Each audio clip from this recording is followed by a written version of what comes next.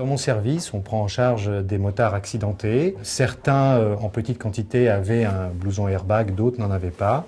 C'est vrai que nous remarquons une différence dans la gravité des lésions entre ceux qui l'ont porté et ceux qui ne l'ont pas porté, en sachant que cette différence se fait essentiellement à petite vitesse, parce qu'à partir d'une certaine vitesse, cette différence ne se retrouve pas.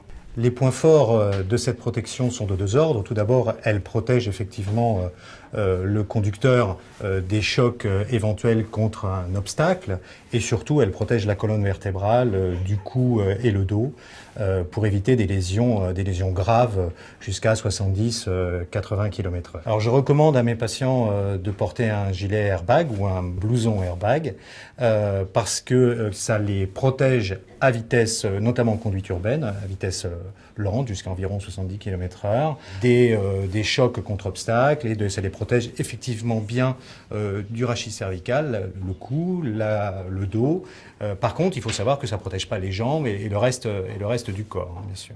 Le retour d'expérience que j'ai des patients qui portent un airbag est très positif, puisqu'en effet, ils trouvent qu'il est très facile à mettre et qu'il se porte comme un blouson standard finalement, et que ça n'ajoute pas de contraintes particulières.